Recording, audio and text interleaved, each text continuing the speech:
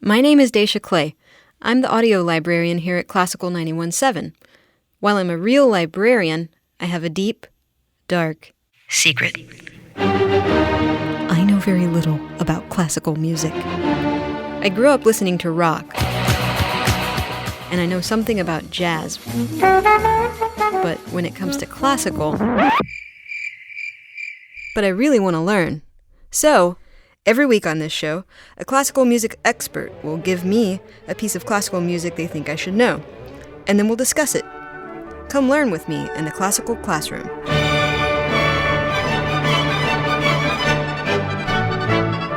Hello, everyone, and welcome to the classical classroom. I'm Dacia Clay, and... Surprise! What? Oh, you guys! I can't believe you're throwing us a surprise party for our 100th episode. It looks like everybody's here. There's Bach and Beethoven and the Schumanns. Is it Brahms? Brahms, is that you? And who's that over there? Mozart? Salieri? Oh, look, they're hanging out. Weird. Ravel?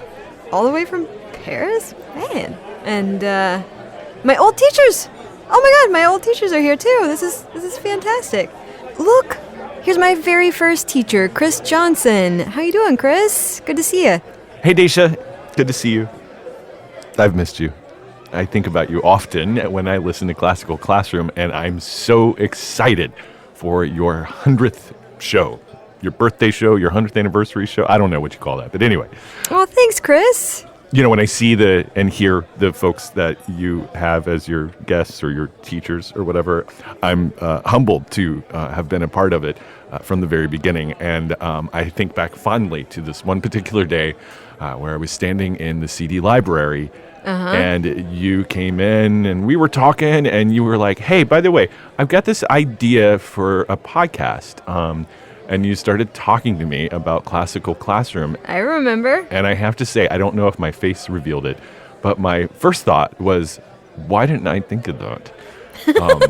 And my second thought was, oh my God, that's a great idea, you know? And so we did our show and we talked about Vivaldi and, you know, I guess as is the case with most first shows or most pilots, I look back on it and laugh at the subject matter and our kind of loose, planned approach to the whole thing. Yes, I distinctly remember our first episode because we recorded for over an hour and a half. We just kind of kept going. And then it took us about a month to produce the thing, and the final product was only about 15 minutes long. You know, that really takes me back. It reminded me of rich people having an outdoor celebration. That was what I thought of immediately. And, you know, just on a sort of visceral, emotional level, due to my not being a rich person, I didn't really feel an emotional connection with the music. And then the second thing that I noticed was that there is so much harpsichord up in this music. There is, yes, so much harpsichord, and I think that one is a little bit higher pitched too, so it was particularly jangly sounding. Jangly? I'm sure that's the technical term for it.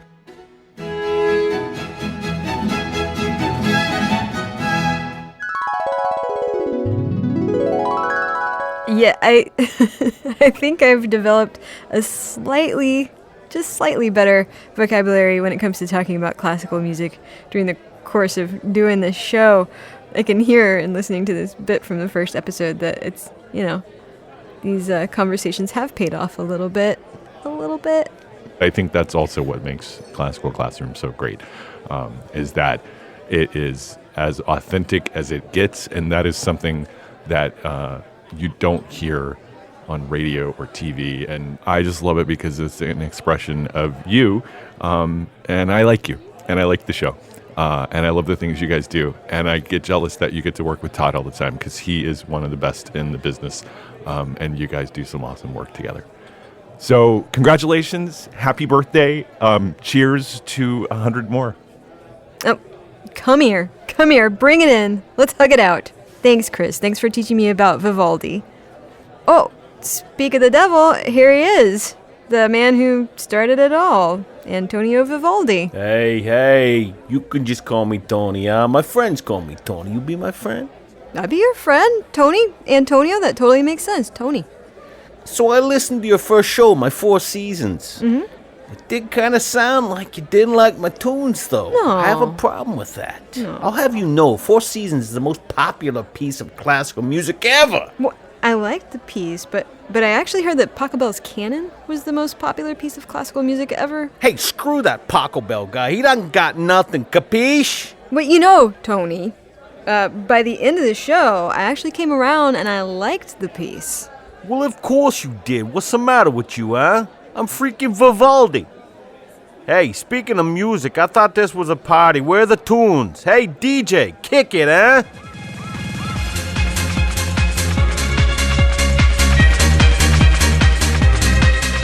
Hey, now that's a tune. Hey, anyway, congrats, kid. You did good, huh?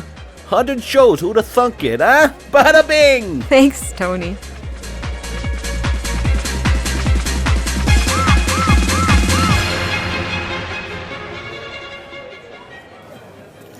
Hey, you guys.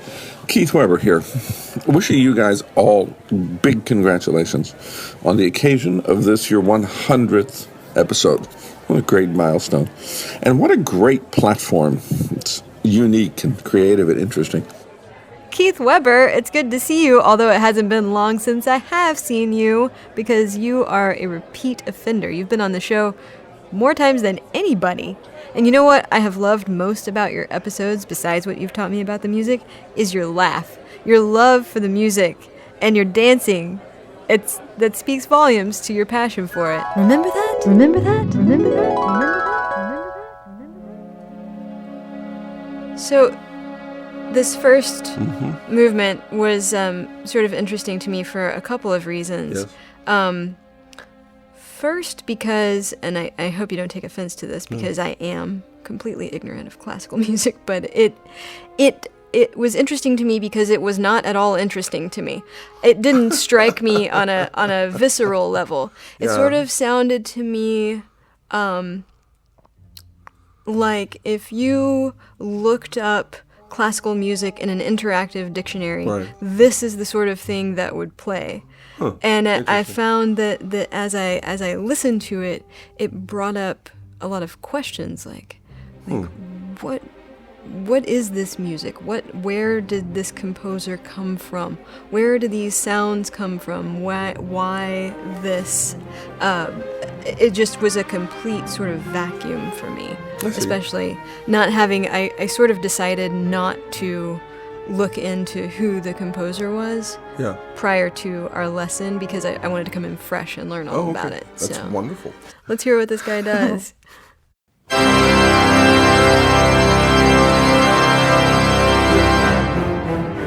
Listen to that sound. Oh, for heaven's sake. And then aggressive and beautiful playing. And wow.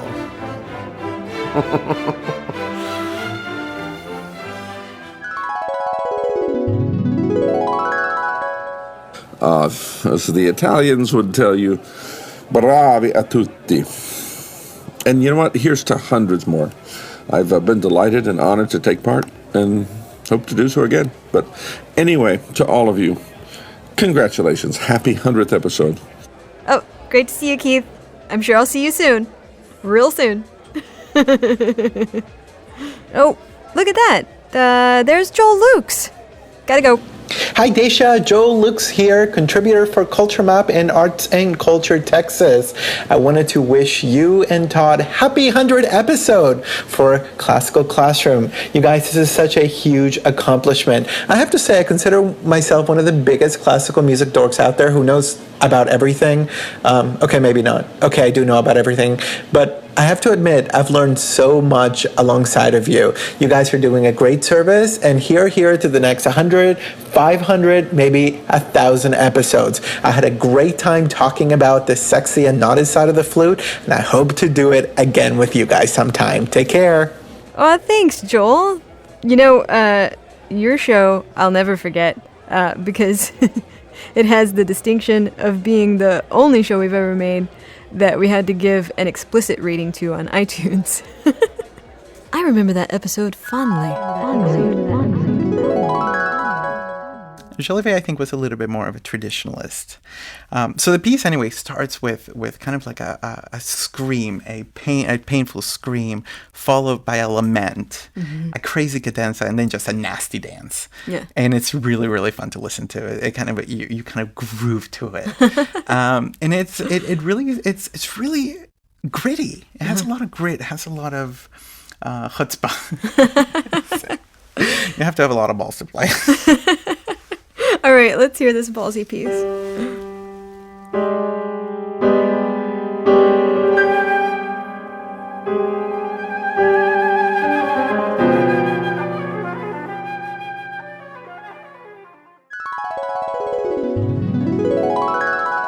It was great to see you, Joel. I'm glad you came to the party.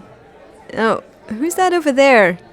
Carrying the ginormous instrument case. Hello, Dacia. This is R.S.D, the tuba player. Hi, R.S.D, the tuba player. Yeah, I remember recording your episode. It was crazy because we actually did it through Skype, and you were in Norway, and throughout the entire episode, you were smiling. And I was like, who is this crazy Norwegian tuba player? And who is Todd setting me up with for an interview? This is insane. But your stories were incredible, and I thought you were the coolest guy. And it turns out that your episode was one of our most popular episodes of all time. Who knew?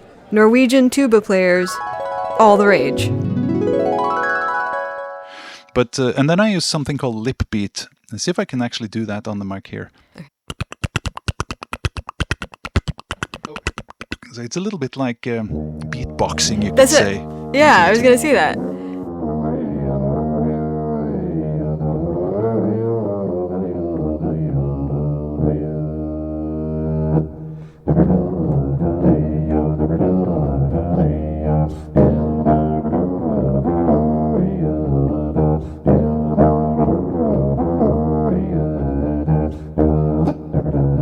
It's very like bouncy, and like I was dancing in my office while I was listening to this, and I wondered if you were inspired by like other forms of music, like rock, or like where you got this from. Well, definitely. I think even in classical music, there is a truth that rhythm will always make people excited, because there is something with this heartbeat thing that sort of makes you want to move, and it's so deep inside us that we should really utilize this when we're playing classical music as well. Don't be afraid to sort of let things swing. Yeah. Congratulations on reaching 100 episodes of Classical Classroom. All right, well, good to see you, Oystein. I'm going to head over to the piano and see what's going on over there. Dacia, this is Timothy Hester, congratulating you on your achievement, reaching 100 shows of the Classical Classroom. I'm so privileged to have been a part of it. I enjoyed giving you the class on Brahms. I remember that episode. I was actually really nervous because I think you were the first actual music professor that we had on the show. And but you totally put me at ease when you told one of the funniest rock and roll stories that we've ever had on the show. In 1968, my parents took me to what's now the Arena Theater. It used to be called the Houston Music Theater, for what they thought would be a kids' show. Mm-hmm. Because there was this song by the Ohio Express called Yummy, Yummy, Yummy, I Got Love in My Tummy. Do you remember that song? Yeah. And I said, I had heard they were coming, and I said, Mom, Dad, can I go to this show, you know? Mm-hmm. And they said, sure, Timmy, you know, because we lived right around the corner in Sharpstown, and they dropped me off. They took me over and dropped me off. Mm-hmm. And it turned out that the Ohio Express was the opening band for Steppenwolf. What? So I was 10 years old by myself in a suit at a Steppenwolf concert. Awesome. And it was unbelievable. It was like the best night of my life, you know? I mean, I think that was even back when hippies were a new thing, you know? Yeah. It was like really exciting. And the music was just amazing. And so I've been hooked by rock music all my life. Yeah, that was a really fun episode. And it was great because you actually performed here in the studio, which I thought was really cool. It was such a treat. So in honor of that and in honor of you, I would like to play for you the opening theme of Johannes Brahms' Opus 100, the A major violin sonata, with Allegro amabile as the tempo marking. Amabile is very tender, loving friendship.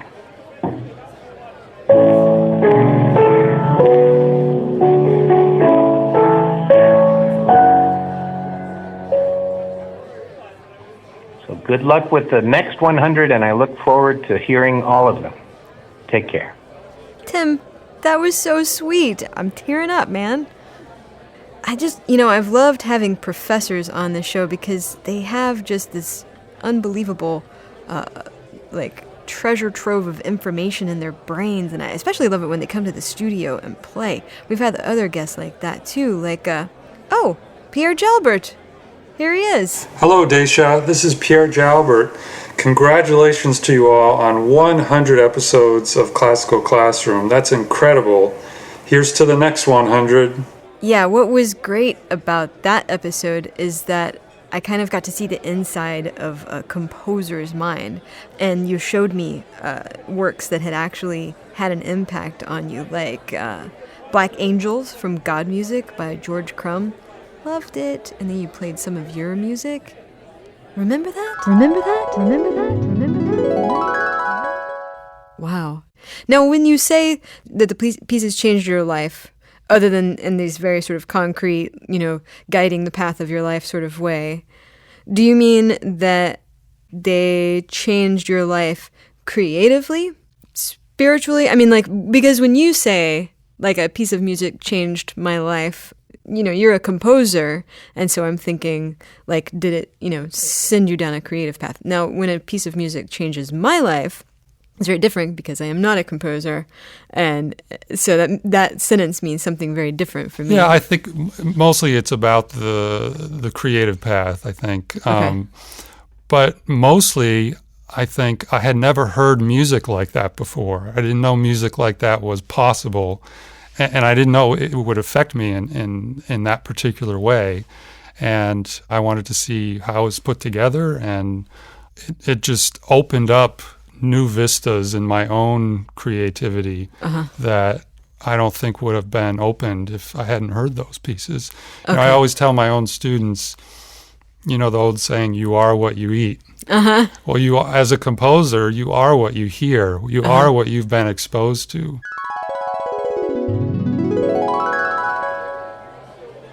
But you know what my favorite thing was about your episode, Pierre? Is that you look just like a tall Bud Cort. The guy from Harold and Maude? Just like him. Wait, no, that wasn't an insult. Oh, bye, Pierre. No, it's too bad. I really like Bud Cort. Oh man, Rachel Barton Pine, my favorite rock and roll violinist. Actually, my only rock and roll violinist friend. Hi, Dacia. This is violinist Rachel Barton Pine. Congratulations on getting to 100 Classical Classroom shows. That's so awesome. I know you've learned a tremendous amount, and I'm really excited for you as you are just beginning to scratch the surface. So I hope you have lots of fun continuing your musical adventures. Wait, I'm just scratching the surface? There's more? When you came onto this show, you really spoke my language because you were able to talk about violin through kind of the lens of rock music, and it really made a lot of sense to me. I was hanging out with Uli John Roth, the lead guitarist of the Scorpions, at his home in Berlin, and he asked me to play his favorite spot in the first movement of the Brahms, which is the end of the exposition. And then he said, you see those licks? I started using those licks in my guitar solos.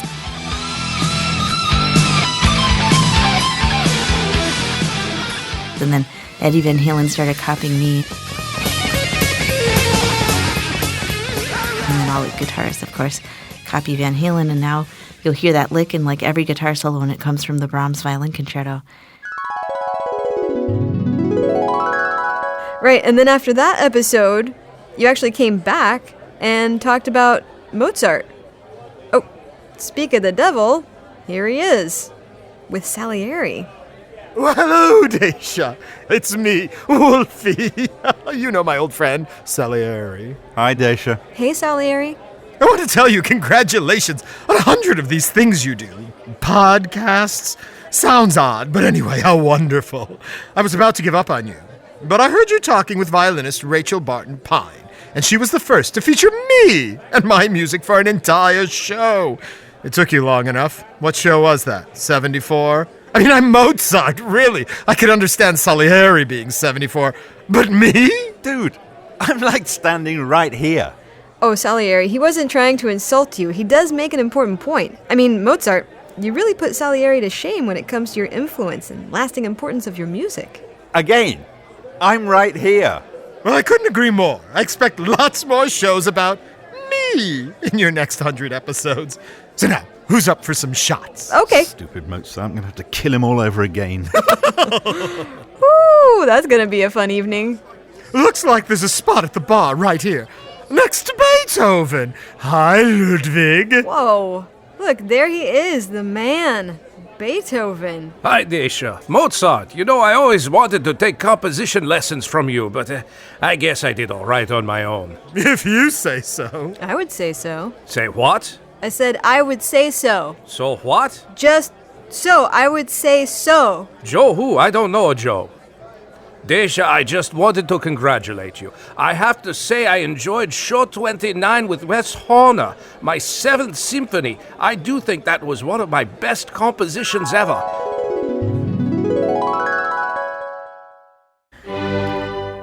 It's so tempting to say that a deaf guy with such enormous talent had some key to opening the power of the universe that the rest of us don't. Maybe that's true. Maybe his deafness and his being forced to move into an inner world connected him in some profound way with some deeper levels of the human soul that otherwise might not have happened. So he had no restraint on just putting it all out there? Possibly. That's kind of how I hear it. Yeah. And do you think that's what people hear in his music that has just sort of situated him at the top of the heap? Is that sort of soul-bearing? Yeah. People want that experience. Yeah. I do. Yeah. So that's the end of that. Oh, I love that episode. Wes was so emotional when he talked about the music, and it really kind of got me wrapped up in the music as well. I gotta say, I love the 7th Symphony too. We killed it when we first played that in Vienna. Yeah, it's a great one. What? I weigh a ton? It was super awesome. A rabbit, a possum? No, it was a moving piece of music. The mooses are in tunics? It's a beautiful tune. You beat a raccoon? Okay, I give up. Anyway, Ludwig von Beethoven, thank you for being here. Oh, my pleasure. Thanks for having me.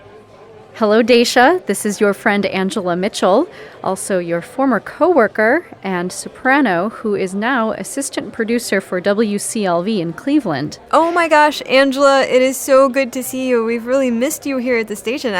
I've missed you.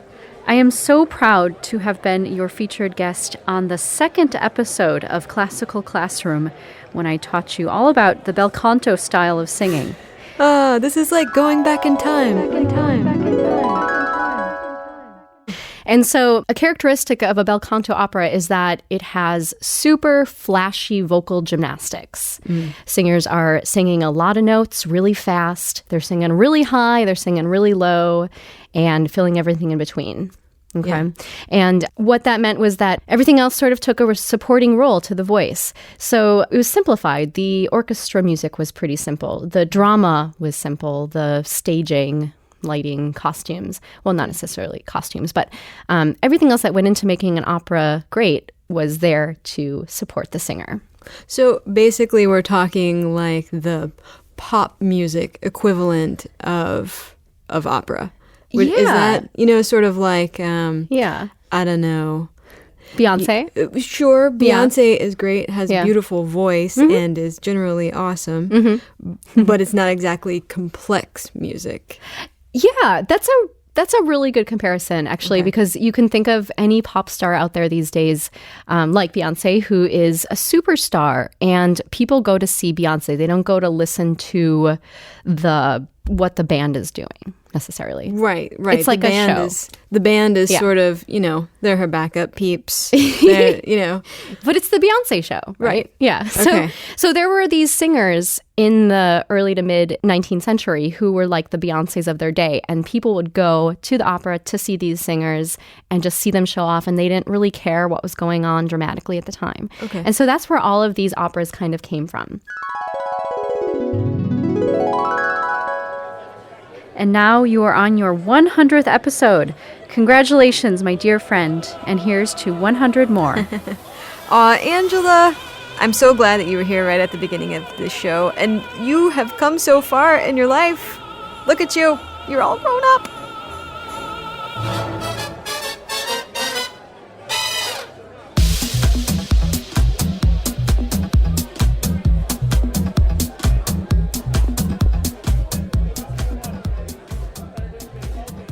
Joel fan, it's great to see you. Actually, just a couple of days ago, I got a text from my mom, and she had just listened to your episode and said that she danced through the whole thing, and she said, I'm a fan of Joel fan. And I was like, me too, Mom. Joel's awesome. Hey, Dacia, this is pianist Joel Fan. I had such a great time talking to you about dance music. Congratulations on reaching 100 classical classroom shows. That's a great accomplishment, and I was so happy to have met you.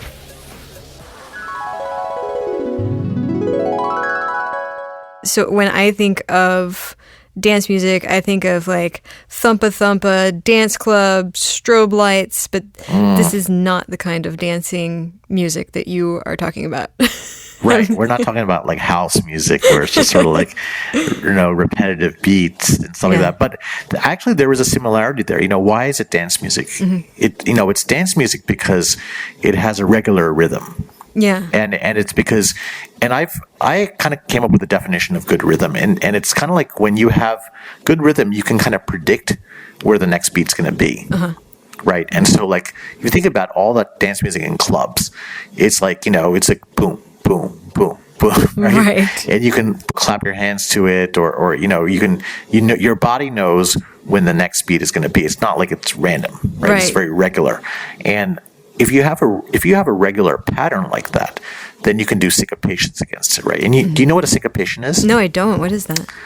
So let's say you have like a regular beat, like a boom, boom, boom, boom, and then the syncopation would be like the offbeat, what's called, and it's like this boom, boom, oh, boom, right, boom, okay. Well, I've never done it before. That's. I hope that sounded okay. That was good. Yeah, so that it's like the little offbeat, and that's the syncopation against the main beat, and you're going to hear that in all kinds of dance music, and not just dance music from today, but also dance music from ages ago. You know what? All of a sudden, I feel the need to boogie. I'm gonna head to the dance floor. Oh, it's the Schumanns. Hello, Mr. Schumann. It's great to have you here. Yeah, hi, Dacia. Congratulations. Well done. Oh, and I see your wife, Clara, is here too. Clara, it's really great to meet you. Great to meet you too. You were such a huge star. It's strange that we seem to have focused more on your husband historically. Yes, my fans have always adored me. Isn't that right, Robbie? Yeah. And yet you see where it's gotten me. Well, we hope to bring the importance of your music and the music of other women to the fore on our show.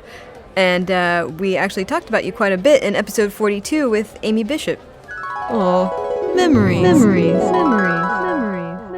And he was sort of like this older brother figure for Clara. And there's a story that he used to dress up like a ghost and scare her, and I guess chase her all around the house.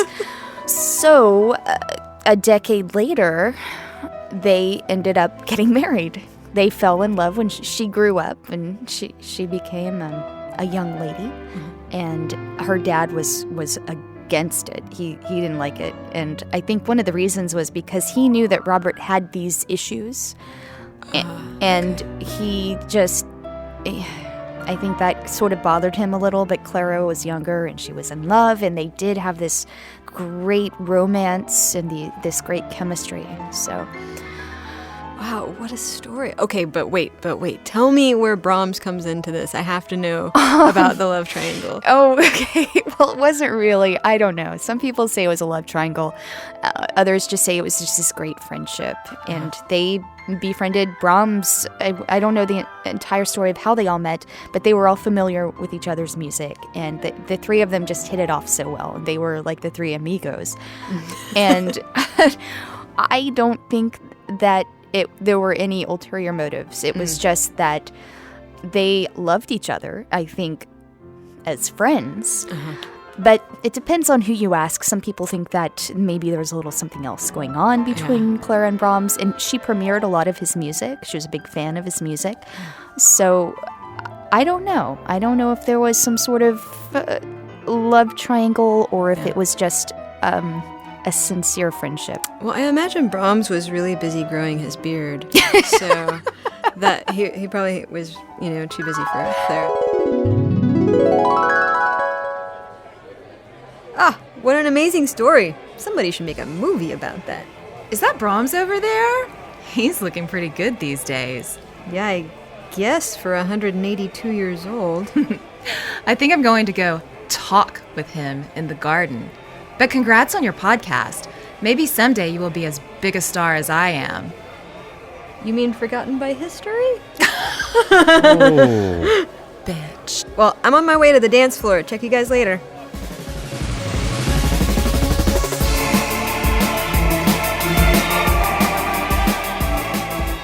Oh, there's my old buddy Mark Buller. Hi, it's Mark Buller. I was honored to be on the show last year to talk about the history of the motet. I remember that episode fondly. You better define where the word motet comes from. Okay. So the word motet, people used to think it came from the Latin word movare, which means to move. But in the last few decades, they've done a little bit more research and found more sources which show it probably comes from the French word mot, which means word or phrase. So we go way back. In our mind's eye, let's go back to the medieval era. There we go. Okay, sorry. There are these singer-songwriters called trouvères and troubadours. Trouvères were in northern France, troubadours were in south. They were poet-composers, and they'd go around singing at courts and, everywhere that anyone wanted to hear music. And they started to latch onto this idea of motets. So people like Adam de la Halle, I brought a piece by him. He lived in the late 13th century, died in, I think, 1309, sometime around there. Composer, poet. He wrote a play about Robin Hood and Marian, which is interesting that legend goes back so far. Yeah, that's crazy. Late 1200s. It's really crazy. Do you speak French? No. Okay. All of our listeners who know French will probably tense up when they hear me attempt this, but this is a piece by Adam de la Halle called Mout me fut griffe le départir. Apologies to everyone who knows French and could correct me immediately on the spot. You're safe with me. Okay, thank you. Good. So let's listen to this.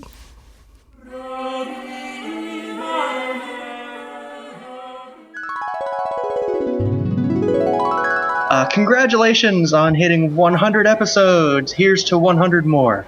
In that episode, you brought so much incredible information. I mean, you taught me everything from the history of Robin Hood to, the word origin of motet. I mean, and you played all of these different examples. It was so informative and great. But I have to confess something to you.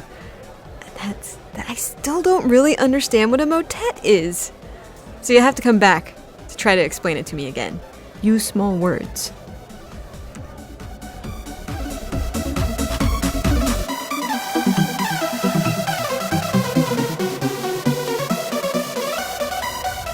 Bonjour, Dacia. Oh, Mr. Ravel, hi. Oh, please call me Maurice. Oh, thanks, Maurice. I'm so glad you could make it here all the way from Paris. Well, I have to say that it is great to be back here in Houston. I remember being here long ago. Bolero, I think, was the piece I was working on. Yeah, we talked about that in episode 52 with Howard Pollack. Did you know that Ravel was in Houston giving lectures for the Rice Institute in 1928? I did not know that. And that was the same year that he composed Bolero. It was towards the end of his compositional career.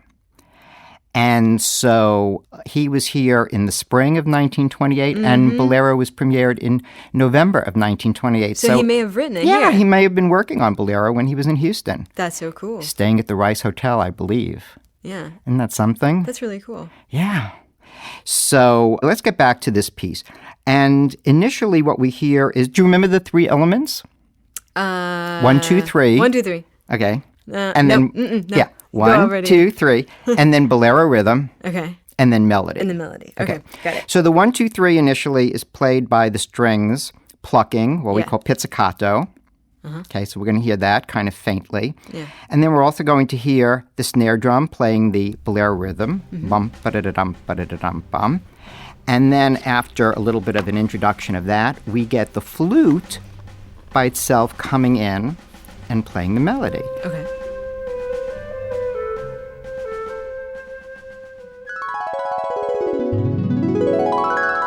Yeah, that's such a deceptively simple piece, you know? And it kind of reminds me of being in Spain. I've never been to Spain. You know, a lot of people think this is sort of a sexy tune.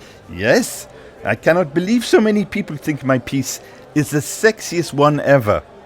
I have other music I enjoy when I am, how you say, getting jiggy with it.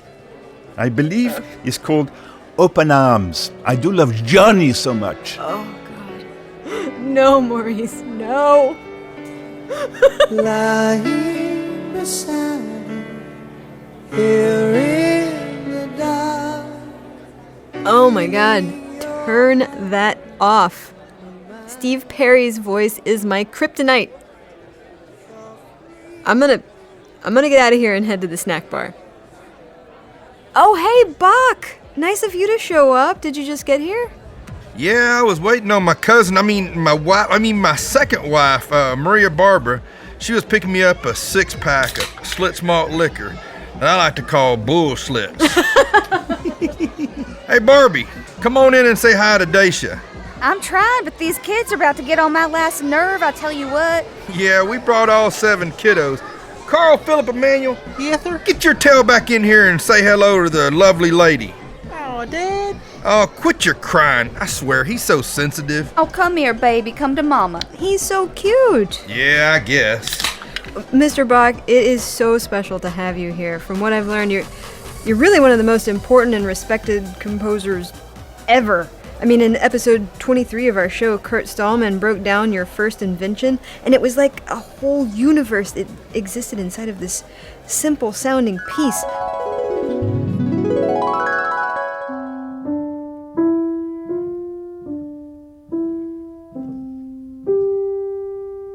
Now, listen to this.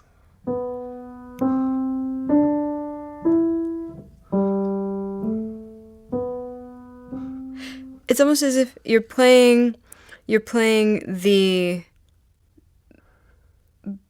front half first and then the back half after. You are amazing. Oh, thanks.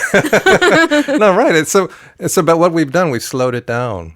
Okay. Right? And that's part of it, too. Yeah, so imagine time is elastic. Mm. Right? So some things da-da-da-da-da-da-da becomes da-da-da-da-da-da, right? And so now listen. Now you can hear this. No? Okay.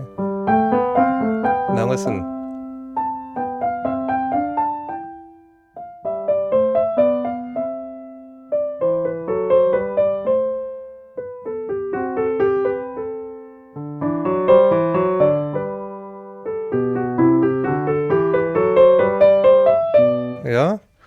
So you can hear all those little things in there now? Yeah. Yeah, and now that's exactly it. So it's like all these little materials are coming together and they're shaped. Mm-hmm. They're shaped. And with it's like patterns within patterns within patterns. And all of these patterns begin to form larger patterns, and then those larger patterns become sections in themselves. Mm. And this is, to me, the beauty of this. I mean, we could talk for hours just about this tiny little piece and all of the things going on in it. Yeah. I feel like we've only talked about we only talked about the first 6 measures. It's crazy.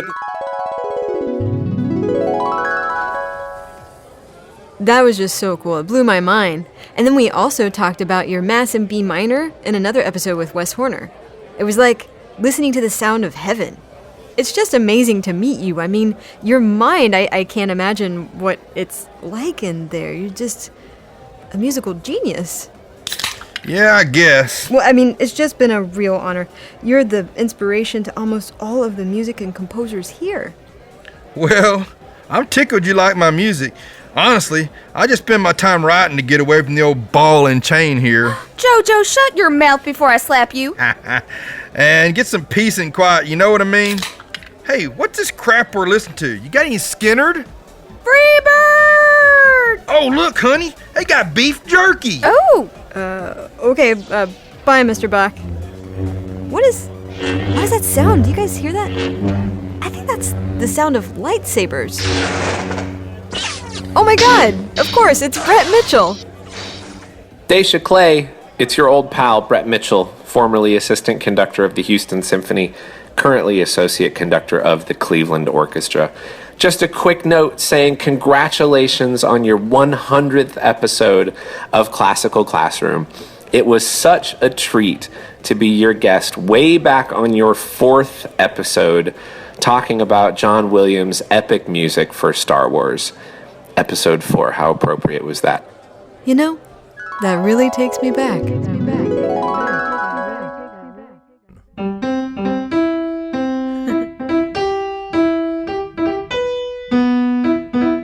Kill the Wabbit. Right, exactly. Kill the Wabbit, yeah. But it's a totally recognizable, instantly recognizable tune. I mean, even if Wagner only goes, you know what it is. You don't even have to hear the rest of the melody.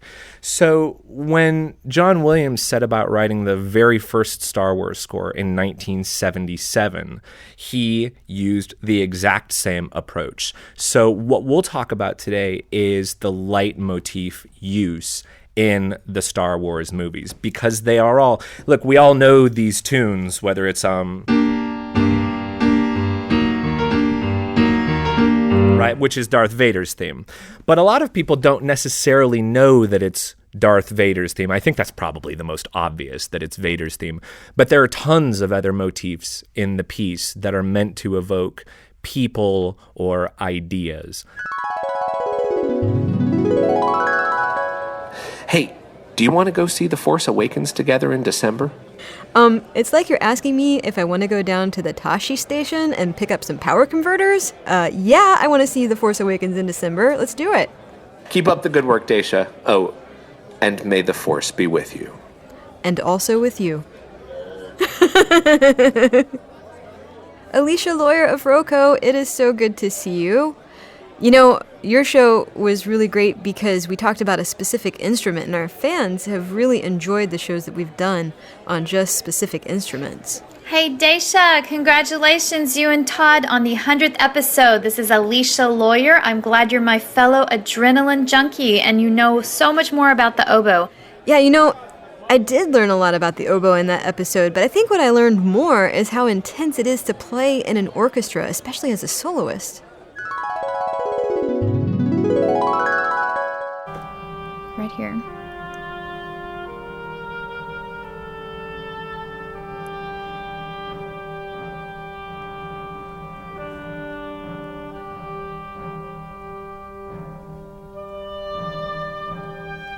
It almost sounds military in a way, right? Yeah, a little bit.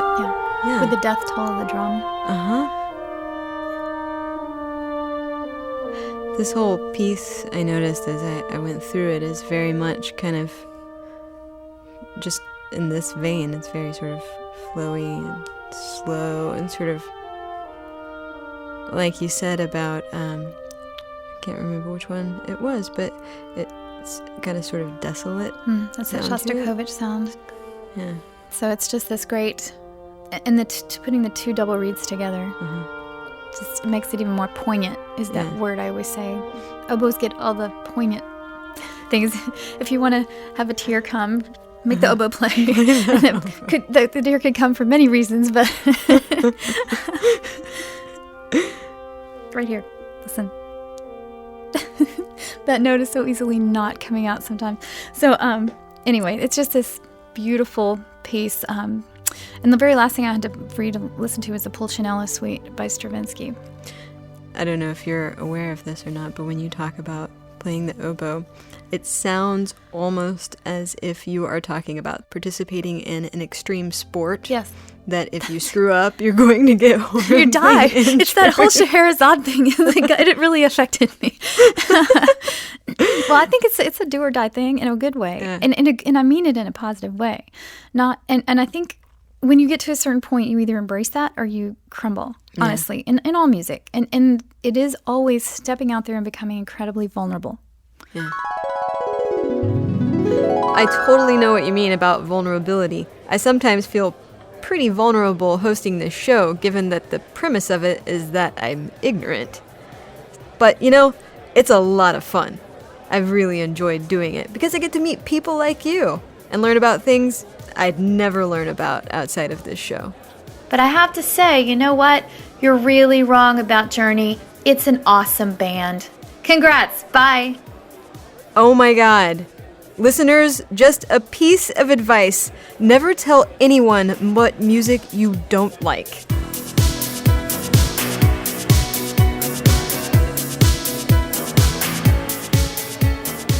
I have got to get out of here. I need to get to a journey-free zone. Oh, Dacia, you can't leave. The night is young, and all these people are here partying. It's your party. You Todd, can't go. But, Todd, they keep playing Journey. What am I supposed to do? Well, you can't turn off Journey, but how about one more drink before you go? Okay, you can turn off Journey. It is very doable. I've done it many times. But okay, one more drink, and then I'm out of here. Just one more. Just one more. Okay.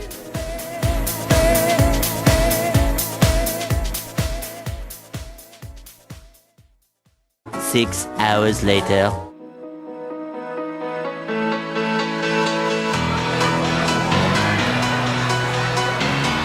Remember that time, Todd? Remember? Oh my God, it's like 3 a.m, Dacia. You know what is great about this show is that, all the people who come on here are, so smart, and they don't even care that I, don't know stuff. And, they're so wonderful, and I love them. Okay. And, I love you, too. Okay, Dacia. You're so tall. Okay. Why are you so yes, tall? everybody's wonderful. Okay, you know what? Chicken butt. Give me the mic. You're too drunk to host. You know what? When you're right, sir. And you are also left because there are 2 of you. There are 2 Todds. Thank you, everybody, for coming to the party. We'll get Dacia home safely. Let's see. I'll take over. What does she do here? So that about does it for this episode of Classical Classroom, our 100th. For more Classroom, please go to houstonpublicmedia.org/classroom. Oh, you can find us wherever podcasts live. And when you're there, please subscribe and rate and review and do all that wonderful stuff. You can also follow us now on Twitter, Tumblr, and YouTube. We have a YouTube channel. Check it out. Woo. Thanks to audio producer, me, for making the show sound frank. You don't know how to talk words. Thanks to program director St. John Flynn for being such a dog's body and ear-bashing Dacia if she drops a clanger, and preventing any muck-ups and collywobbles. Whatever that means. Thanks to editor Mark DiClaudio for showing me I'm number 1 with his middle finger and his freaky eyes. And thanks to Dacia Clay for drinking all the vodka. Thanks to all the former guests who sent us the voice messages. It was very kind of you with very little notice. I blame myself. And also, thanks to Craig Cohen, Laura Lucas, Mark DiClaudio, Ernie Manous, St. John Flynn, Amy Bishop, and Sydney Knight for their impeccable voice acting skills. No, really, thank you. I love you guys. Love you. Most of all, thanks to you for listening, and we'll catch you the next 100 times. Let's get you an Uber.